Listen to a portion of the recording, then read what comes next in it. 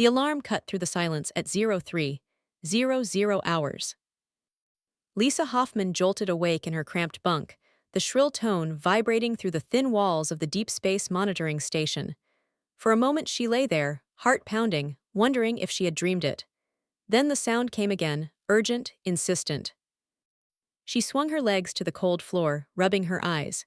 2 years on this lonely outpost at the edge of explored space had taught her that alarms usually meant one thing: false positives. Background radiation spike, sensor glitch, maybe a stray rock skipping through the system. Nothing worth losing sleep over.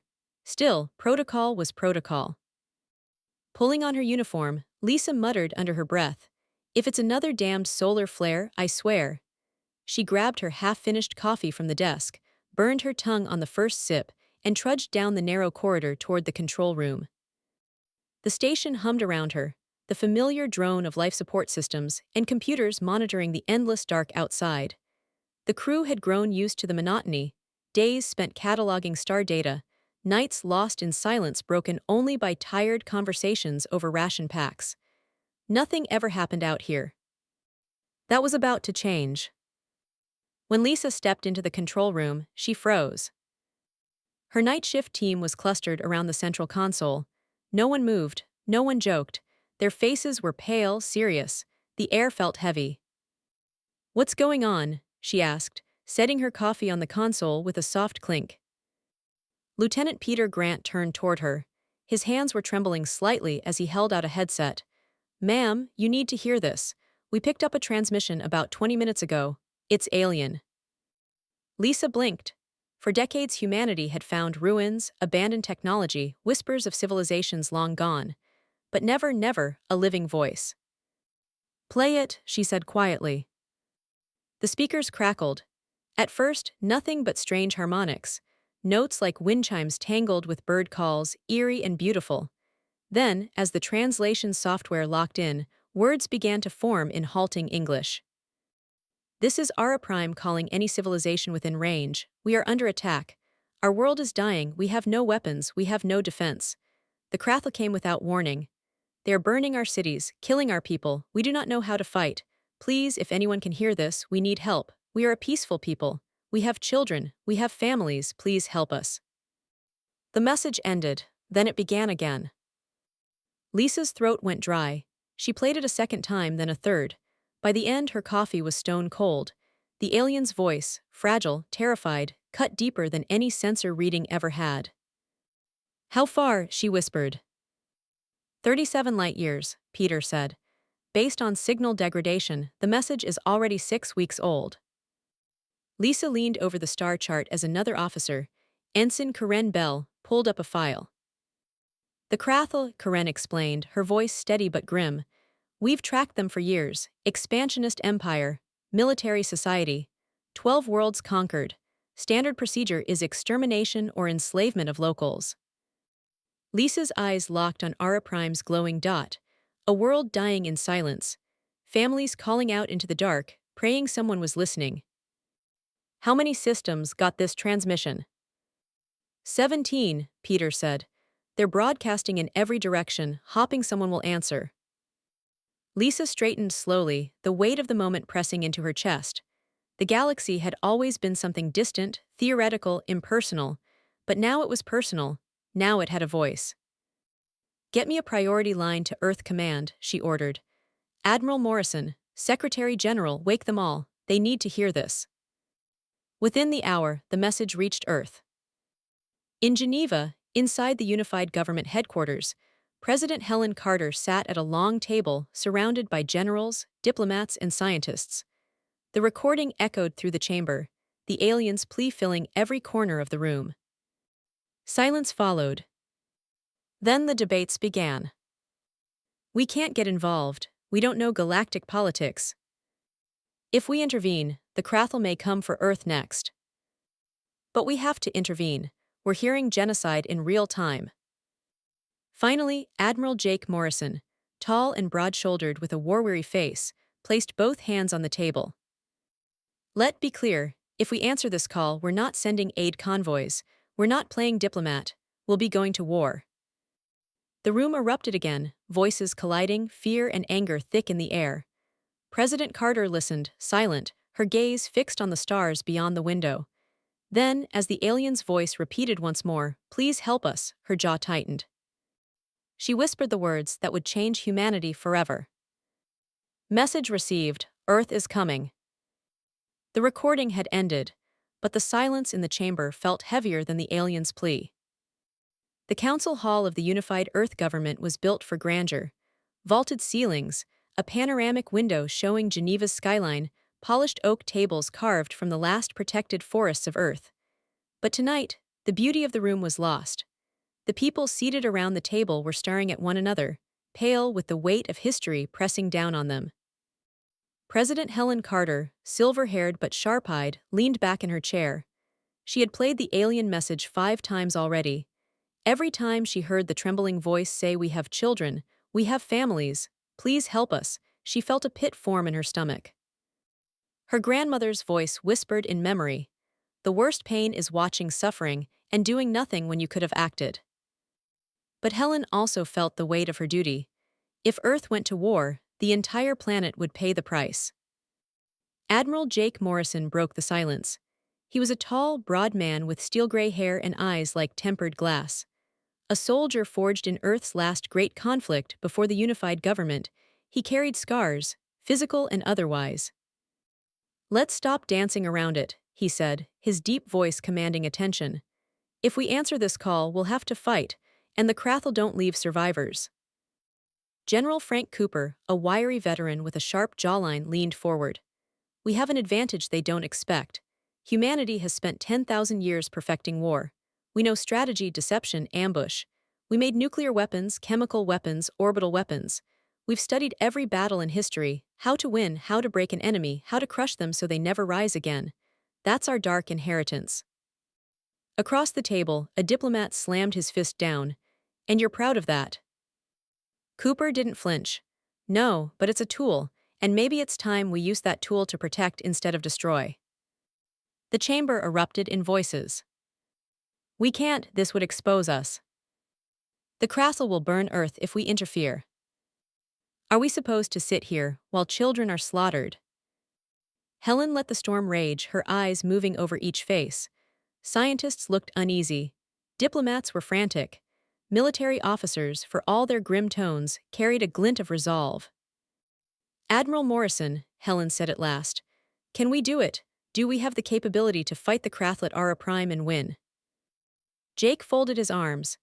"We've been preparing for something like this for 20 years, ships built in orbit around Mars and Jupiter, crews drilled in combat simulations, weapons tested in war games.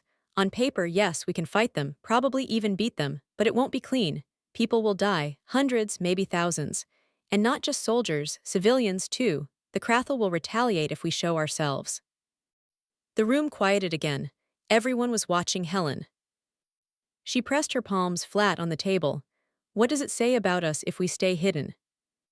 One diplomat answered bitterly, "It says we're smart, it says we're cautious." Helen's eyes narrowed, "Or it says we're cowards."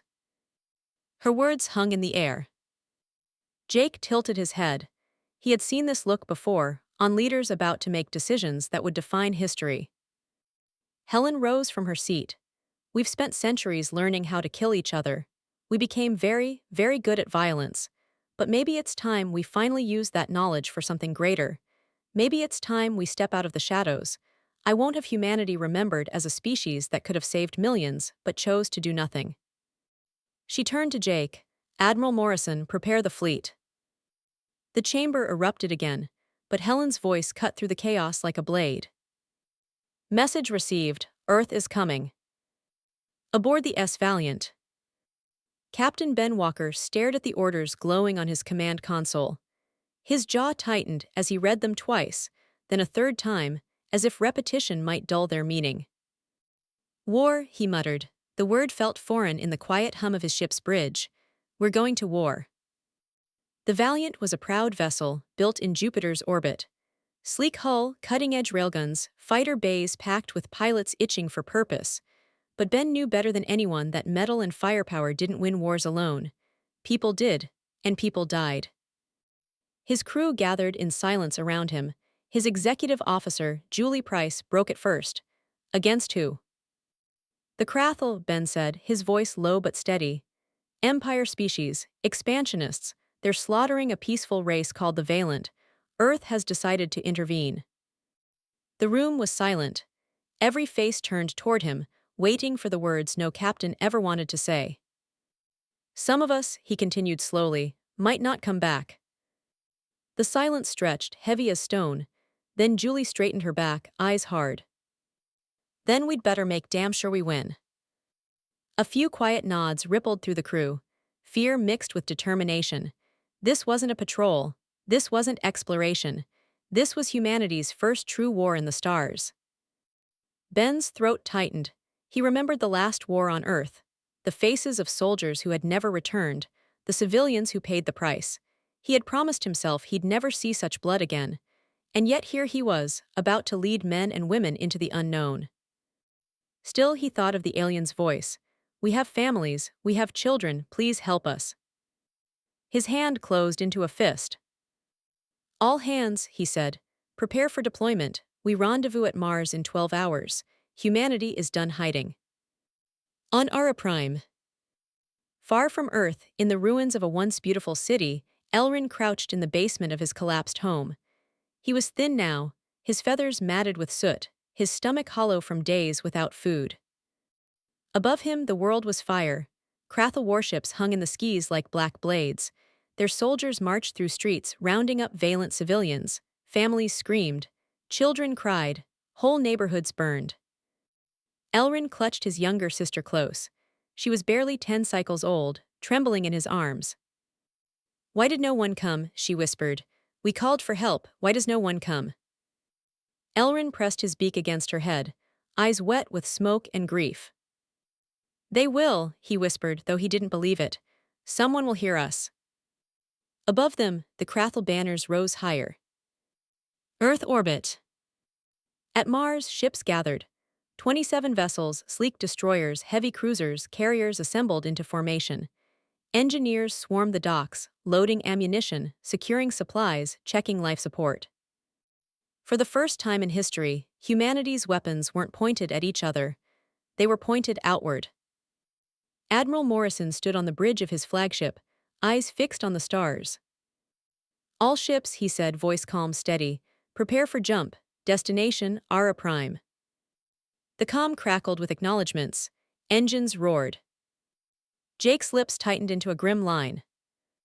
Let's go save some lives. The fleet vanished into faster-than-light travel, racing toward a desperate world. On Ara Prime, Commander Zithrek of the Krathel stared at his sensor display, mandibles clicking in confusion. Multiple contacts just emerged from faster-than-light travel.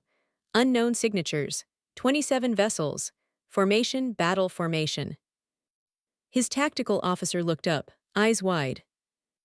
Commander, they're not coming to negotiate. The solar system had never seen anything like it. From the shipyards orbiting Jupiter, massive cruisers slid free of their dry docks. From Earth's moon, squadrons of fightercraft launched and streaked toward their carriers. Supply freighters lined up at staging points near Mars, their holds filled with munitions, medical kits, and rations. The comm networks buzzed with orders. Civilian stations were rerouted.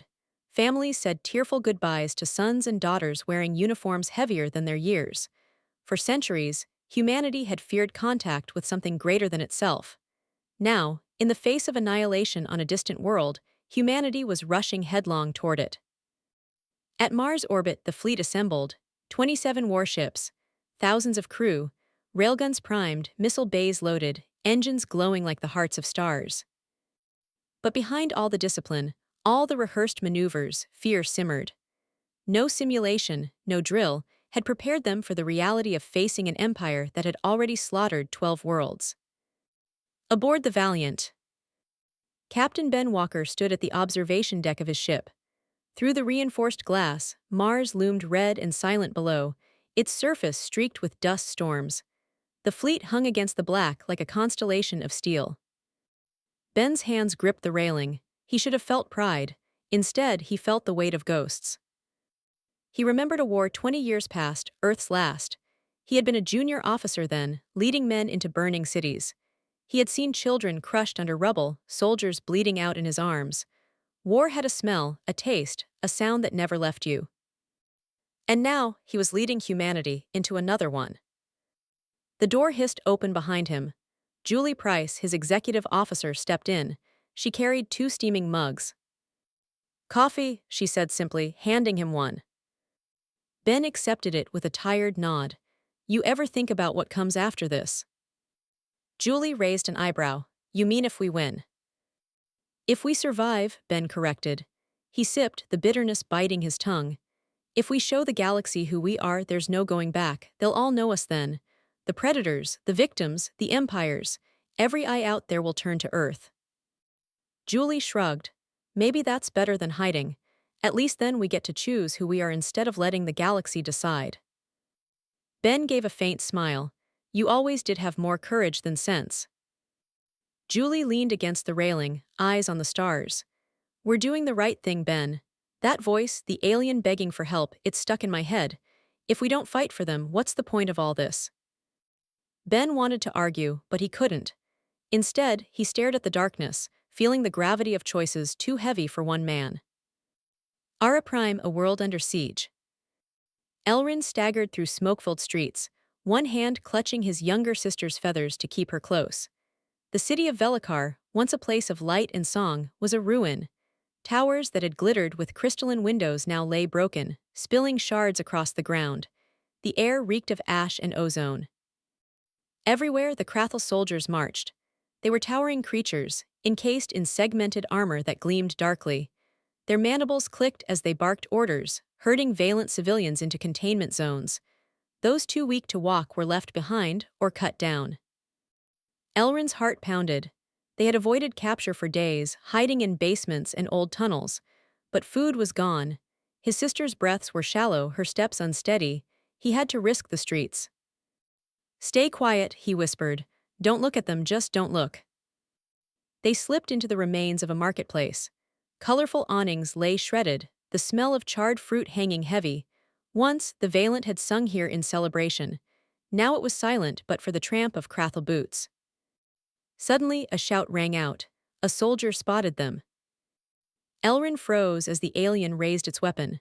Then chaos. An explosion thundered from down the street. Dust and flame erupted, throwing Krathel soldiers off their feet. Someone was fighting back. Elrin didn't hesitate. He grabbed his sister's hand and ran into the smoke.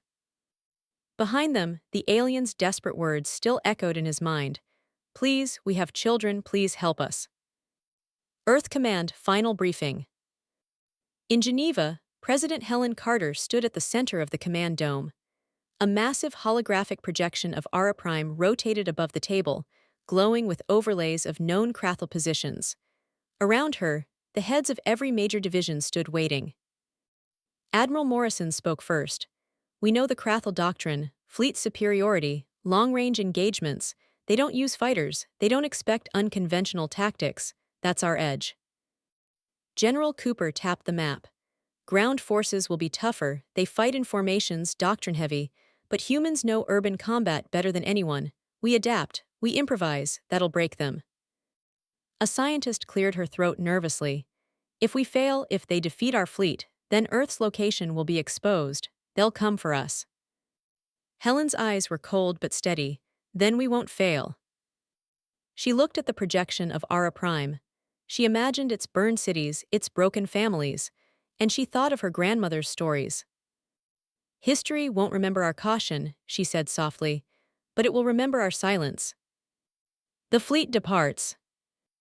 Engines roared across the Martian sky as the fleet aligned for jump. On every ship, soldiers strapped in, pilots ran final checks, medics laid out their kits. The weight of Earth's entire history seemed to press down on the moment.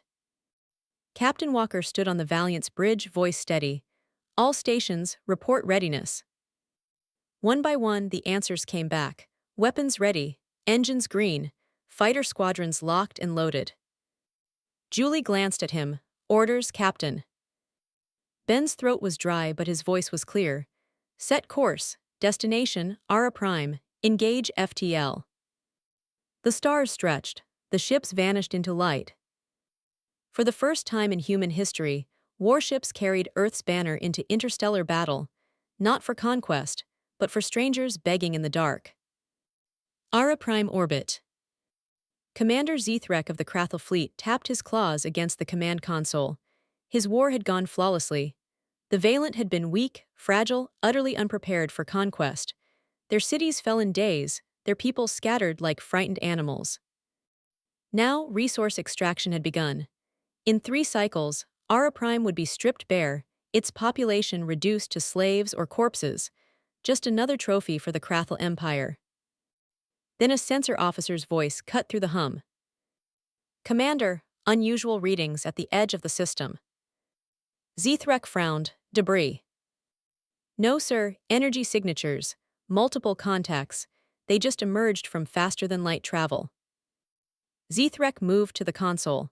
His eyes narrowed as shapes appeared on the display. Unknown designs, 27 vessels, formation, battle formation. His mandibles clicked. A chill rippled through him. "Send them our warning. Tell them Ara Prime is Krathel territory now." The comms officer obeyed, but his voice trembled. "Sir, they're not responding. They're jamming our signals." Zthrek stared at the screen as the alien fleet spread into attack lines. "They're not here to negotiate," the tactical officer whispered. Zthrek's mandibles clenched. "Then prepare for battle."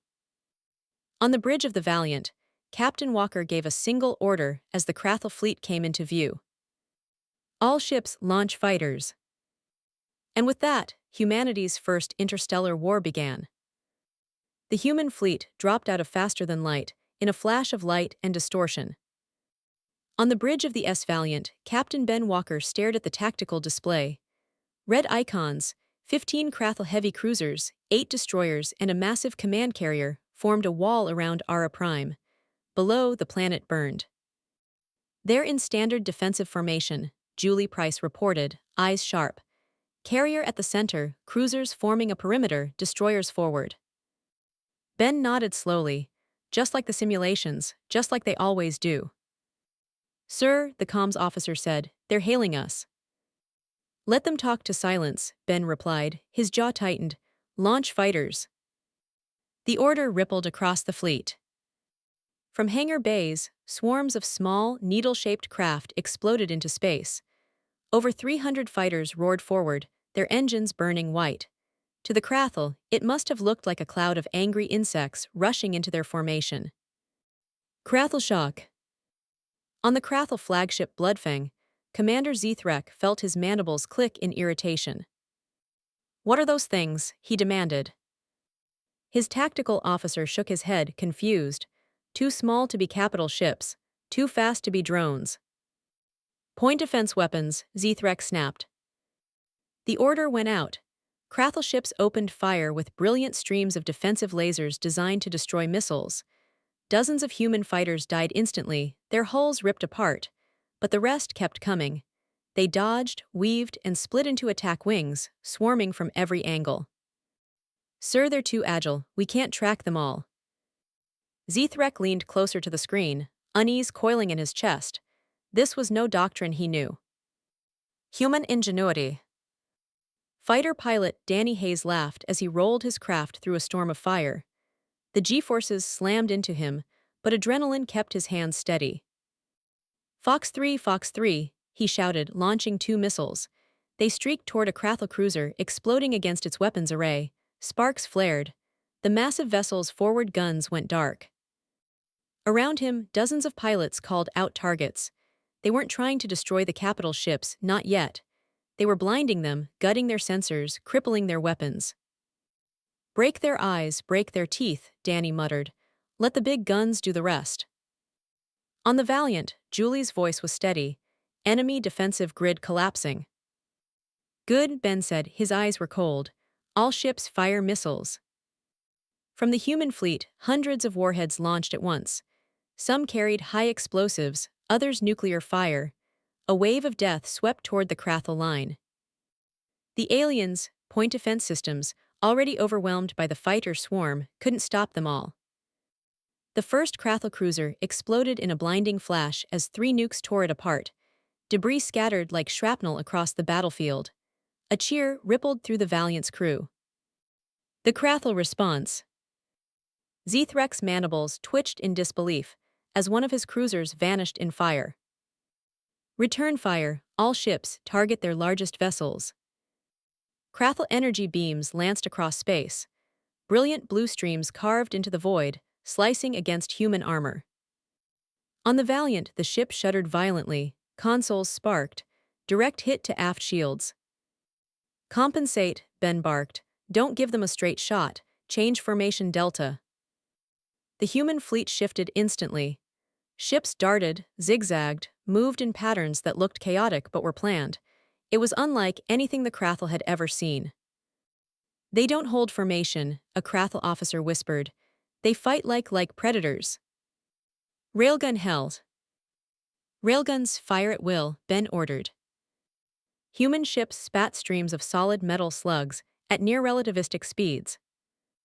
The Krathel shields, designed to block energy weapons, were useless against raw kinetic impact. One cruiser shuddered under the assault, its hull punched through like paper. Another lost its engines, spiraling out of formation. On the Bloodfang, Zethrek felt dread creep in. They prepared for us, he muttered. They studied us. His tactical officer looked horrified. Sir, destroyer squadron requests permission to flank. Granted, finally some initiative, Zethrek said. But as the destroyers peeled off, the space around them detonated. Hidden mines, seeded during the humans' approach, erupted in a chain of fire. 2 destroyers vaporized instantly. A third tumbled, crippled, venting atmosphere. They mined the battlefield, the officer whispered.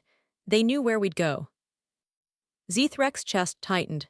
He had commanded a dozen wars, but never had an enemy anticipated him like this. The turning tide. On the Valiant, Julie called out, enemy command carrier still intact, fighters unable to breach its defenses. Ben's eyes narrowed. Then we cut the head off the snake. All ships target the carrier, all remaining missiles. The fleet obeyed. Dozens of massive warheads streaked toward the carrier. Its shields flared, struggling to hold. Human fighters dove in, strafing its engines, hammering weak points. Engine damage confirmed, Julie shouted. The carrier is losing power. Zethrek's mandibles clattered in fury. Signal retreat, all ships fall back. The comms officer turned pale. Sir, we can't. They're jamming long-range transmissions. Ground forces don't even know we're losing. Zethrek slumped in his chair, horror dawning. His fleet, his invincible fleet, was broken. Human ruthlessness. On the battlefield, Danny Hayes grinned fiercely as he dove past enemy fire. Got you, you bastards, he muttered, locking missiles on the carrier's engines. He fired. The explosion ripped through the massive vessel's rear, sending it listing helplessly. Carrier crippled, came the call. Ben clenched his fist. Press the advantage, don't let them regroup, break them. Human ships surged forward, railguns roaring. Another Krathel cruiser shattered. Another destroyer burned. The aliens broke formation, retreating in chaos. But Ben's orders were ruthless. Focus fire, leave survivors, let them crawl home and spread the word Earth fights back. The cost. The victory was brutal but not without loss. On the Defiant, a secondary carrier, an energy beam ripped through the hangar bay. Dozens of fighters were incinerated. On the destroyer Intrepid, a railgun misfire tore half the ship apart. Human casualties mounted in the hundreds. On the Valiant, reports streamed in. We've lost 3 destroyers, hundreds dead. Ben's jaw tightened, but his voice was steady. Their lives bought this victory, we finish it.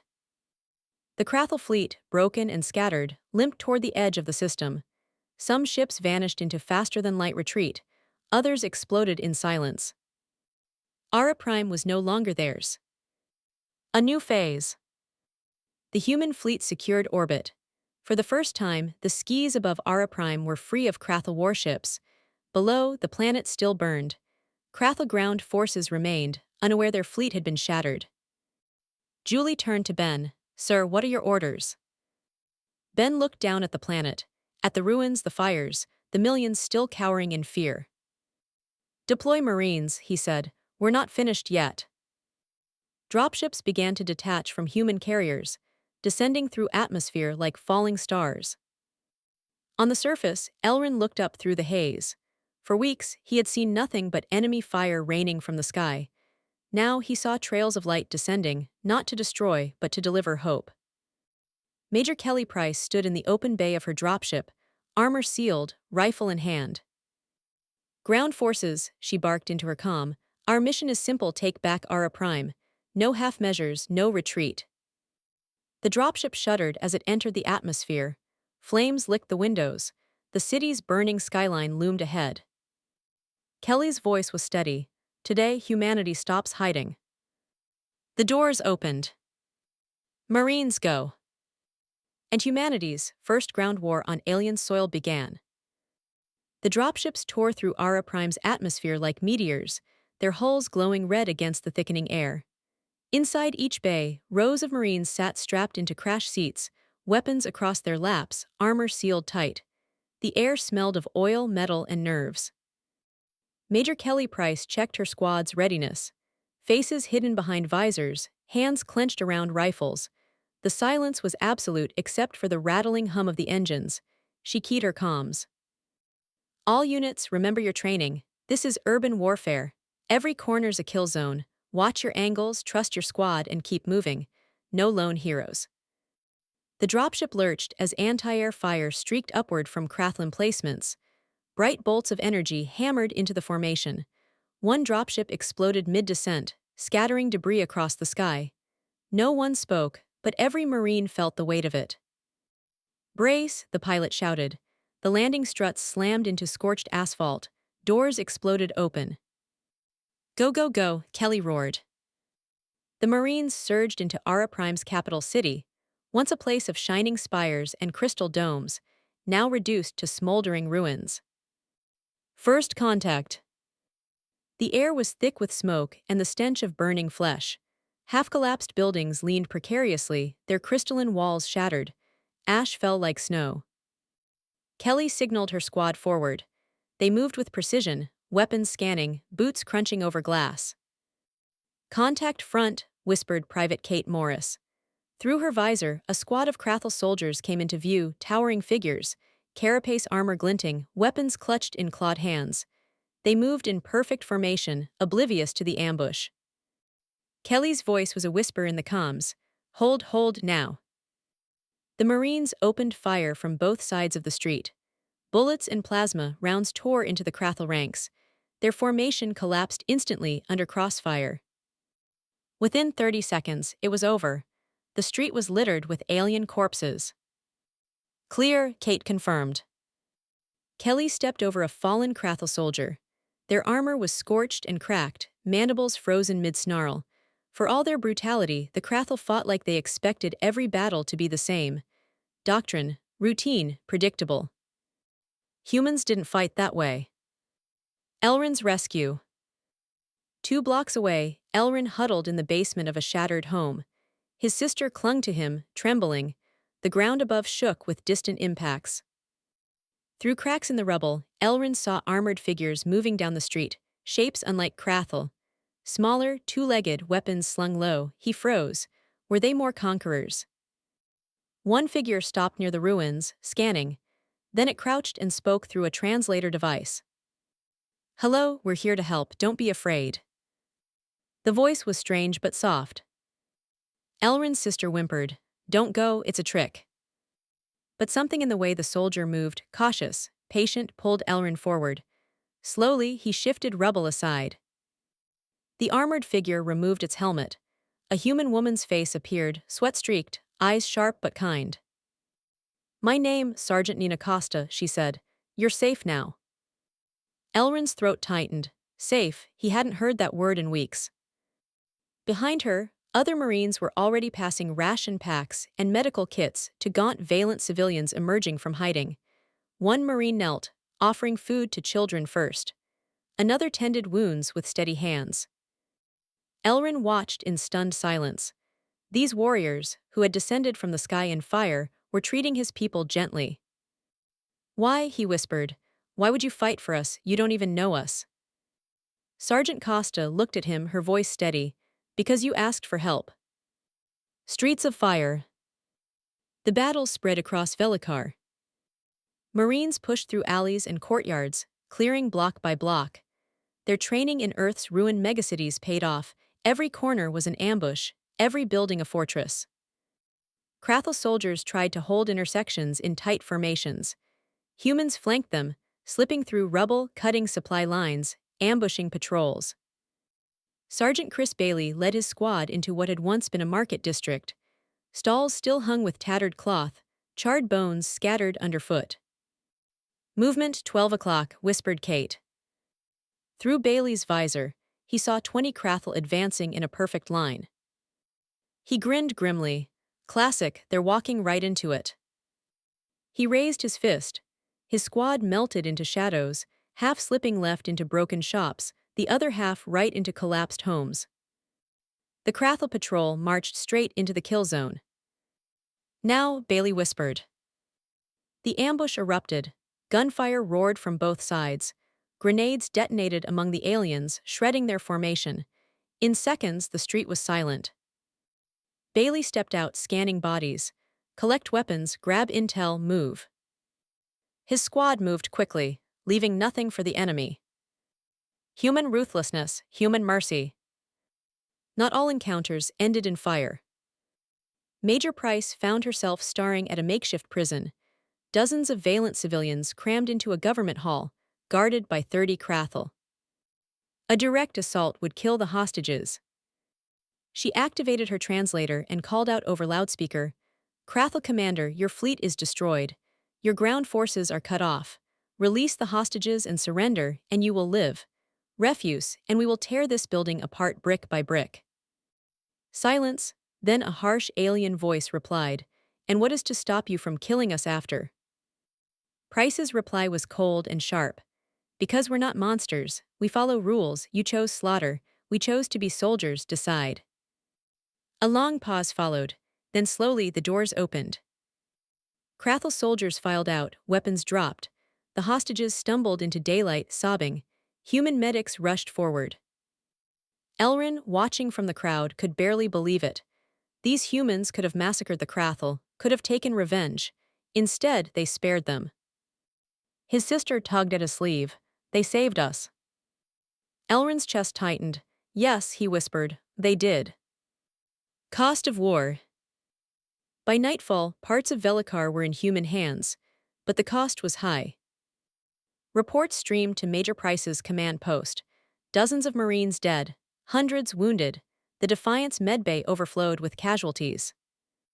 Kelly's jaw tightened as she studied the map. The Krathel still held strongpoints. Entire districts burned. Yet for the first time, hope flickered across Ara Prime. Civilians emerged from hiding. Children clung to Marines. Families wept as food and medicine were distributed. At midnight, a scout drone fed live footage to the human command post. Kelly stared at the screen. A massive Krathel force was barricaded in the old government palace. Hundreds of civilians were packed inside as hostages. The drone zoomed in. Heavy weapons bristled from every window. Kelly's stomach sank. "They're daring us to come get them." Ben Walker's voice came over comms from orbit, steady but grim. "If we move too slow, those civilians die. If we move too fast, so do our people." Kelly exhaled. "Then we'd better move perfectly." The screen went dark. The hardest battle was still ahead. The government palace had once been Ara Prime's crown jewel, a hall of crystal spires and sweeping arches that glittered under twin suns. Now, its beauty was a weapon. The Krathel had fortified it with heavy turrets, barricades, and sniper roosts. Inside, hundreds of Valent civilians were crammed into the central chamber. Major Kelly Price crouched over a holomap in the ruins across the square. Red markers showed enemy positions. Blue dots, her Marines, surrounded the palace but dared not move closer. "They've got choke points covered," Sergeant Bailey reported. "Any direct assault, we lose half our people in the first minute, and the hostages die." Kelly rubbed her forehead beneath her helmet. This was the nightmare scenario. "Options?" she asked. "Bunkerbuster strikes from orbit," suggested a corporal grimly. Kelly shot him a look sharp enough to cut steel. We're not turning those hostages into collateral. Silence fell. Everyone knew she was right. Everyone also knew that walking into the palace was a death sentence. The negotiation. Kelly tapped her comm. Get me a translator. Open a channel to the Krathel inside. Minutes later, her voice echoed across the square through loudspeakers. Krathel Commander, this is Major Kelly Price of Earth Forces. Your fleet is destroyed. Your ground troops are scattered. You have no reinforcements coming, but you do have a choice. Static crackled, then a harsh, guttural voice answered, What choice? Kelly straightened. Release the hostages and surrender. You will be fed, treated, and returned to your people when the war is over. Refuse, and we come in. We will fight room to room, hallway by hallway. We will get the civilians out. But if we have to do it that way, none of you will survive. A long pause, then mocking laughter rattled through the comms. You bluff, you have the strength to kill us all but not the will, you humans speak of honor. Yet here you are, threatening slaughter. Kelly's jaw tightened. We're not threatening, we're promising. We don't want blood, but we will spill it if you force us. The difference between us is simple, you kill because you want to, we kill because we have to. Another silence, Kelly let it stretch. Finally, the alien voice returned, quieter now. How do we know you won't execute us once we leave? Kelly's answer was cold and sharp. Because unlike you, we have rules. We don't murder prisoners. That's the difference between monsters and soldiers, decide. Breaking point. For a full minute, the city seemed to hold its breath. Then, slowly, the massive palace doors creaked open. One by one, Krathel soldiers emerged. Their mandibles clacked nervously, weapons lowered. Dozens filed out, dropping their rifles in the dust. Their carapaces, once gleaming, now looked dulled with exhaustion. Behind them, valiant civilians stumbled into daylight. Children wept. Parents collapsed from hunger and fear. Human medics rushed forward with water, rations, and stretchers. Kelly exhaled, the knot in her chest finally loosening. All units hold fire, she ordered. Let them surrender, protect the civilians. Her Marines lowered their rifles, but kept them ready. One Krathel officer, taller than the rest, stepped forward. His armor was scarred, his mandibles crooked from battle wounds. He stared at Kelly with something halfway between respect and hatred. You are their leader, he asked through the translator. Kelly met his gaze without flinching. I am. You fight well, we have never met a species like yours. You should have picked on someone your own size, Kelly replied. The officer tilted his head. Perhaps, tell me, what do they call you? We're called humans, Kelly said, her voice carried across the square. And we come from a world called Earth, remember it, because you're going to be hearing it again. The price of victory. By the next day, organized resistance collapsed. Krathel survivors surrendered in groups, their discipline crumbling without fleet support. Others fled into the wilds, hunted down by Marines and newly emboldened Valent militias. Ara Prime was free, but scarred. Admiral Jake Morrison walked through Velikar's central plaza, boots crunching over rubble. Around him, human engineers worked side by side with Valent builders, clearing wreckage and raising makeshift shelters. Nicole Stevens, his aide, handed him a data pad. Her eyes were shadowed with exhaustion. Final casualty report, she said softly. Jake read in silence. 147 humans dead, over 400 wounded, 63 critical, 3 destroyers lost. His throat tightened. Every number was a name, a family shattered. And the Valent, he asked. Nicole's voice cracked. 40,000 dead before we arrived, 8,000 more during fighting. But sir, over 3 million survived. We stopped the extermination. Jake closed his eyes. 3 million saved. It didn't erase the grief, but it gave it meaning. Full honors for our fallen, he said, and no form letters. Every family gets a personal visit. Yes, sir. A world healed by strangers. In a makeshift hospital, Dr. Sophie Allen stitched up a Marine with shrapnel wounds. Sweat plastered her hair to her face. Beside her, a Valent doctor named Kira passed instruments, eyes wide. Your technology, it's so advanced. Sophie snorted bitterly. We learned the hard way, millennia of hurting each other. We got good at patching people up just so they could fight again. Now at least we can use it for something that matters. Kira studied her face. Your people are strange, you fight like demons, yet you heal like saints. Sophie gave a tired smile. Yeah, we're complicated. Elsewhere, Elrin carried blankets through the hospital. He had appointed himself liaison, learning human words, watching their every move. He saw soldiers handing out food, medics playing with Valent children, engineers sharing tools. But he had also seen recordings of the battle. Human ships ripping the Krathel fleet apart, Marines ambushing patrols with ruthless precision. The same hands that held out water bottles had unleashed firestorms. He whispered to himself, monsters who chose to protect. Prisoners of war. At a camp outside the city, rows of captured Krathel sat in prefabricated shelters. They were fed, given medical care, even allowed exercise. Lieutenant Ross Cooper, camp commander, greeted Kelly Price on her inspection. They're shocked we haven't executed them, he said. Apparently their empire doesn't take prisoners. Kelly frowned. We don't become them, that's the line we don't cross. Ross nodded. Some Valent aren't happy, they want revenge. Kelly's eyes hardened. I understand, but justice isn't vengeance. That's what makes us different. The galaxy watches. 3 weeks later, in the neutral station of Crossroads, a historic assembly gathered.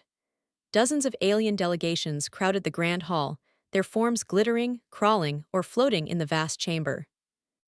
At the center stood President Helen Carter, Admiral Jake Morrison, and Captain Ben Walker in full dress uniform. Helen's voice carried across translators to every ear. I know our arrival has unsettled many of you. You've seen our strength, you've seen our violence. But understand this, our strength isn't for conquest, it's for protection. A crystalline ambassador from the Moran species raised a limb. Your battle at Ara Prime terrifies us. Why should we trust that your power will not one day turn on us? Helen's jaw tightened. Because we choose not to. Every day we choose. On Earth we have a saying, with great power comes great responsibility. We are dangerous, yes, but that means we have a responsibility to use it wisely. A gray-skinned Torvak ambassador scoffed. Every empire claims peace until they hunger for more. Admiral Morrison stepped forward, voice steel. Then judge us by our actions. Ara Prime called for help, we answered, we asked for nothing in return. The chamber erupted in debate. Some called humanity heroes, others called them a threat. Then Elder Vina of the Valent rose. Her feathered head bowed slightly. I lived among them for 3 months. They saved my people when no one else would. They are fierce, yes, but also kind. We owe our survival to Earth. Her voice rang clear. The galaxy needs such strangeness. As the assembly erupted, a comms officer hurried to Admiral Morrison's side, pale. Sir, we're receiving a signal, another distress call. Different system, different species, coordinates uploading now. Jake met Helen's eyes. She gave a small, grim nod. The galaxy had learned Earth's name, and now others were calling it. The Grand Assembly Hall of Crossroads Station shimmered with light from 100 alien species. Crystalline walls refracted color across the chamber, casting rainbows over scaled hides, feathered wings, and gleaming carapaces. Every seat was filled. The galaxy had come to judge humanity. President Helen Carter stood at the central podium, her posture tall, her voice steady. Beside her loomed Admiral Jake Morrison, scarred and stern, and Captain Ben Walker, his uniform sharp despite the exhaustion etched into his face. Holograms displayed the battle of Ara Prime above them. Human ships breaking the Krathel line, Marines storming ruined streets, civilians pulled from rubble. The footage played like both a warning and a promise. We did not come to conquer, Helen began, her words echoing through translation nodes. We came because we were asked, and because silence in the face of slaughter is complicity. Murmurs rippled through the hall. Some nodded, some bristled. A crystalline Moran ambassador raised a spindly limb. But your strength terrifies us. You wield nuclear fire as casually as a torch. You mine battlefields. You fight with creativity. How do we know you won't one day turn those horrors on us? Helen's jaw tightened, but she did not flinch. Because we know exactly what our horrors cost. We've spent thousands of years bleeding ourselves dry with war. We became monsters to each other. That memory will never leave us. And it is why we choose to be something else now. A voice from the saved. Elder Vina, the Valent leader, rose from her seat. Her feathers shimmered with healing oils, still scorched from Ara Prime's fires. The chamber fell silent. When the Crathel came, no one answered our cries. We were small people, peaceful, defenseless. Every other empire looked away. Her voice cracked. But Earth came.